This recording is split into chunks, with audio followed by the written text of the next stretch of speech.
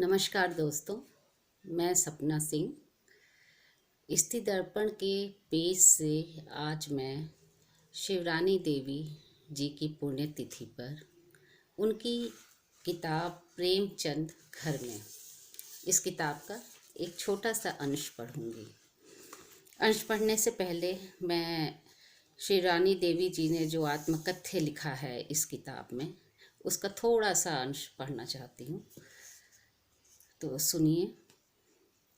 साहित्यिकता के भूखे पाठकों को संभव है इस पुस्तक से कुछ निराशा हो, क्योंकि साहित्यिकता मेरे अंदर ही नहीं है, पर मेरी ईमानदारी उनके दिल के अंदर घर करेगी।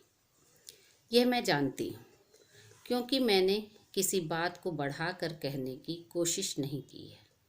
गो कि 30 साल से ऊपर तक जिंदगी के हर दुख और सुख में उनका साथी होने के नाते मैं जानती हूँ कि अगर उनके गुणों का बखान करने में मैं तिल का ताड़ भी बनाती तो भी उनके चरित्र की विशालता का पूरा परिचय न मिल पाता।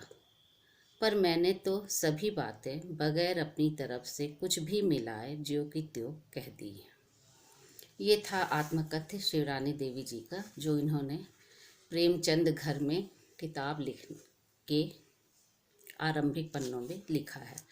अब मैं इस किताब का एक छोटा सा अंश पढ़ूंगी, जो उनके बस्ती प्रवास के समय का है। और ये वाकया तब का है जब शायद प्रेमचंद जी से मिलने उनकी पहली पत्नी के भाई आए हुए थे। तो जो प्रेमचंद जी और शिवरानी देवी जी के बीच जो वार्ता हुई, उसका एक अंश शिवरानी देवी जी ने इसमें लिखा है। बस्ती 1914। एक दिन की घटना है कि दरवाजे पर उनके पहले साले बैठे थे। आप उन्हीं से बातें कर रहे थे। वे अपनी बहन के बारे में आपसे बातें कर रहे थे। वे दुखी भी थे। इत्तेफाक से मेरी 2 साल की लड़की कमला बकियां बकियां दरवाजे पर चली गई। मैं उसे देखने के लिए दरवाजे की तरफ गई। मैंने देखा लड़की उनके साले साहब की गोद में थी। वे बड़े प्यार से उसे चुमकार रहे थे। इसी बीच वे रंजीदा स्वर में बोले, अगर हमारा संबंध भाईचारे का भी होता तो क्या मेरी बहन इसे प्यार न करती? इस पर आप खामोश थे। वे बहुत सी बातें अपनी बहन के विषय में करते रहे। मैं बड़े ध्यान से उनकी बातें आड़ में सुनती रही। मेरे भी बदन का खून गर्म हो रहा था उस समय। उसके बाद वे चले गए। आप लड़की को लेकर अंदर आए। वही पहला दिन था जब मुझे मालूम हुआ कि वे अभी जिंदा हैं। मुझे तो धोखा दिया जाता रहा कि वे मर गई हैं। मैंने कहा, कौन साहब थे? आप बोले, एक महाशय थे। मैं बोली, मुझे आपसे ऐसी उम्मीद न थी कि आप झूठ बोलेंगे। आप बोले, जिसको इंसान समझे कि जीवित है वही जीवित है, जिसे समझे मर गया वह मर गया। मैं इसे मानने को तैयार नहीं हूँ। आप कृपा करके उन्हें ले आइए। मैं तो लेने नहीं जाऊँगा। क्यों नहीं जाइएगा? शादी हुई थी, तमाशा नहीं था। मैंने शादी नहीं की थी, मेरे बाप ने शादी की थी। बाप ने तो जो अपनी शादी की थी उसे आप गले में बांधे फिर रहे हैं। बाप की शादी की जिम्मेदारी तो आपके सिर है, अपनी नहीं। ये जिम्मेदारी का तुक नहीं है। चाहे जो हो, मैं लाऊंगा नहीं। क्या बात है? एक आदमी का जीवन मिट्टी में मिलाने का आपको क्या हक है? उन्होंने कहा, हक वगैरह की कोई बात नहीं। भला आप जो कहते हैं क्या यही हिंदू संस्कार के मानी हैं? आज ना मालूम वह कमबख्त कहाँ आ गया कि उसे देखकर दुनिया भर की बातें तुम मुझे सुनाने लगी। मैं कुछ नरम पड़ी। सोचा कि क्रोध से काम नहीं चलेगा। प्यार से बोली, आप उसको लिवा आइए, उनकी जिम्मेदारी मेरे सिर रहेगी। तुमसे झगड़ा होगा।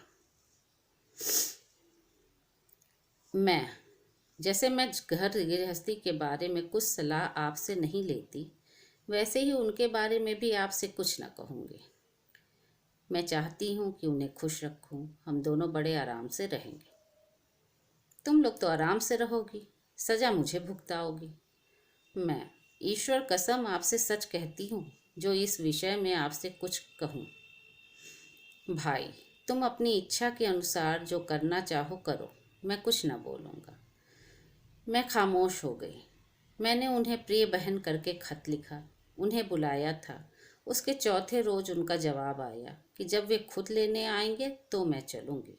मैं तुमको देखना तो चाहती हूँ, पर उन्हें भेजिए लिवा ले जाने को। मैंने उन्हें खत उठाकर दे दिया। उन्होंने कहा, नहीं आई तो मैं क्या करूं? फिर उन्हें मैं बराबर खत लिखा करती थी। उनका खत कैथी में लिखा रहता था, जो मैं उन्हें दे दिया करती थी। यहीं बस्ती में 1914 में प्राइवेट एफए भी उन्होंने पास किया। जब वे प्राइवेट पढ़ रहे थे तो उनके सिरहाने सलाई लालटेन किताब रखी रहती थी। कभी कभी मैं चारपाई पर से ही उन्हें आवाज़ दे दिया करती थी कि उठिए, समय हो गया है। 5 बजे तक आप पढ़ते रहते थे। 5 बजे उठकर पखाने जाते, हाथ मुंह धोते और तत्काल जो कुछ मिलता नाश्ता कर लेते। यही उनके रोज के काम थे। इसके बाद 6 बजते बजते फिर अपने कमरे में लेख कहानियाँ लिखते थे। फिर 9 बजे तक वे साहित्य सेवा में लगे रहते थे। बाद में पखाने जाना, नहाना खाना होता। फिर कपड़े पहनकर स्कूल जाते। बस्ती में स्कूल जाते हुए तो एक्के से जाते थे, पर लौटते थे पैदल। रोजाना 2 आना मुझसे किराए के लिए लेते थे। लौटते हुए तरकारी वगैरह खुद उधर से ही लेते आते। 3:30 बजे घर पहुंचते, कभी 4 भी बज जाता। गृहस्थी का काम मेरे करने पर भी कुछ न कुछ रह ही जाता। 4 बजे आते ही कुछ नाश्ता करते, उसके बाद 5 बजे तक गपशप करते रहते। फिर 6 से लेकर 8 बजे तक कुछ न कुछ साहित्य की सेवा करते। बीमार तो वे महोबा से ही थे। इतना सब होते हुए भी वे सेकंड पास हुए थे। किसी काम से हार मानना तो उन्होंने सीखा ही न था। घर में बेटी को बड़ी देर तक खिलाते रहते। उसके बाद पास पड़ोस में किसी से मिलने जुलने जाते तो बेटी को गोद में उठाते जाते। बच्चों का प्यार उनमें बहुत था। लौटती बार शाम के समय वे कुछ थक जाते थे। मैं चाहती पैर दबा दूं, पर उन्हें यह सब बहुत नागवार मालूम होता था। कभी कभी मैं जिद करके दबा देती तो वे विवश हो दबवा लेते थे। स्त्रियों से काम करवाना उन्हें पसंद न था। हुक्के की चीलम तक भरवाना मुझसे वे पसंद न करते थे। नौकर दरवाजे पर बैठा रहता था, लेकिन अंदर जाकर वे पानी खुद लेते थे। धोती भी खुद धो लेते थे, यद्यपि नौकर खाली ही रहता। कभी कभी मैं इन हरकतों पर बिगड़ भी जाती और कहती कि नौकर फिर क्यों है। आप बोलते, अपनी ज़रूरतें खुद पूरी करना आदमी का धर्म है। आज तो नौकर है, हो सकता है कभी नौकर न रहे। फिर मैं 5 रुपए का नौकर तो खुद था। मैंने तो नहीं देखा। तुम्हारे न देखने से क्या, मैं तो भुगत चुका हूँ। इसलिए इंसान को अपनी ज़रूरत खुद रफा करनी चाहिए। ये है एक छोटा सा अंश शिवरानी देवी जी की किताब प्रेमचंद घर में से। तो ये छोटे से अंश से ये जाहिर होता है कि शिवरानी देवी जी जिस तरह से वो एक बहुत बड़े महान लेखक की सहधर्मिणी थी, वो स्वयं भी बहुत ही बड़ा दिल रखती थी।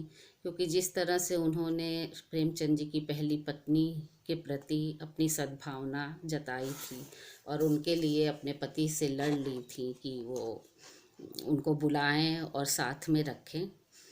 तो ये सब बातें एक स्त्री के के भावुक होने और वो किस मन की स्त्री हैं इसका इस छोटे से अंश से पता चलता है। और इस किताब में इस तरह के छोटे बड़े बहुत से अंश हैं जो ये तो बताते ही हैं कि शिवरानी देवी के भीतर प्रेमचंद जी के लिए एक भक्ति तो थी ही, लेकिन वो कभी कभी असहमत होने पर उनके विरुद्ध भी खड़ी होती थी और कई अपनी बात पे पूरी तरह से कायम रहती थी। और शिवरानी देवी एक बहुत अच्छी लेखिका तो थी ही, शायद उनका लेखक व्यक्तित्व एक बहुत बड़े महान लेखक की छाया में दब गया, और जिस तरह से उसे सामने आना था वो नहीं आ पाया। तो हम सब की पुरोधा हमारी पूर्वज शिवरानी देवी जी को स्त्री दर्पण की ओर से और मेरी तरफ से शत शत नमन। नमस्कार।